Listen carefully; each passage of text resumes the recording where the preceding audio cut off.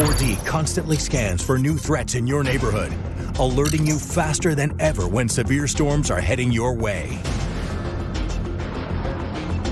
We've had warm weather, and taking a look at the temperatures right now, we are still in the 60s. Jax Airport 63, St. Augustine 66, Mayport is at 65. And one thing you'll notice is that it is breezy outside. Those winds coming from the north-northwest. Now keep in mind, boaters, we still have a small craft advisory in effect. So it's choppy waters out there. There's going to be through the 16th evening, so you probably won't want to take the boat out this weekend.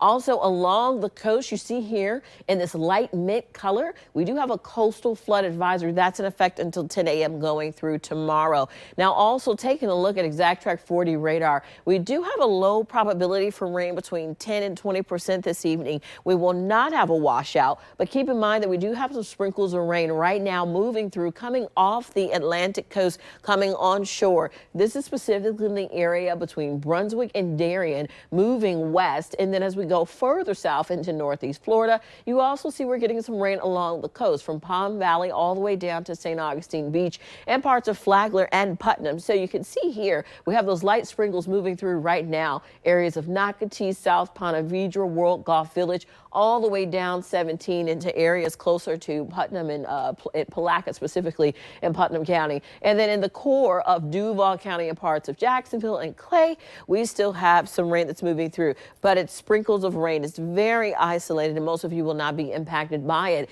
Our temperatures remain in the 60s for southeast Georgia and northeast Florida, all the way into our inland counties. But as I mentioned, when we saw that flag blowing around in Mayport, it's breezy. We're still in the teens from Brunswick all the way down to St. Augustine, all the way into our inland counties of Jacksonville and also Green Cove Springs. Those breezy winds will continue going into the evening. They probably won't die down until we get closer to midnight. Those winds are helping contribute to this high rip current risk we have from Jacksonville all the way down from the Florida-Georgia border, parts of areas of the coast closer to, let's say, Putnam and Flagler, specifically Flagler and Volusia. Those are more so moderate. And then just south of that, all the way down to Miami, a high rip current risk again. But again, when we take a look at these rain totals, it's really a trace, barely any accumulation. And if we have any accumulation, it's going to be approximately 1/10 of an inch, if that overall. You can see the temperatures are going to be dropping into the low 60s tonight,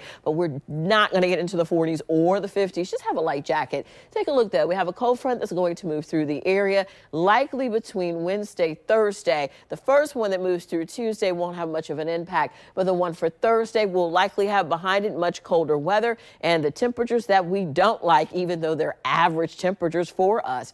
Today we started out with a low of 46. Today at 57, our normal low is 46. Our normal high is 68, but we were all the way at a nice 75. And tonight our lows will remain in the 60s, maybe the upper 50s for some of the inland counties. But then tomorrow we're back at it in the 70s, mid to low 70s. Here's a quick look at my 7-day forecast. The 70s are going to stay alive for quite a while. Sunday, Monday, Tuesday, Wednesday, low chance for rain, 20 to 30% Tuesday through Thursday. And then that cold front kicks through after Thursday. Look at the temperatures going back to average, lows in the 50s, highs in the 60s.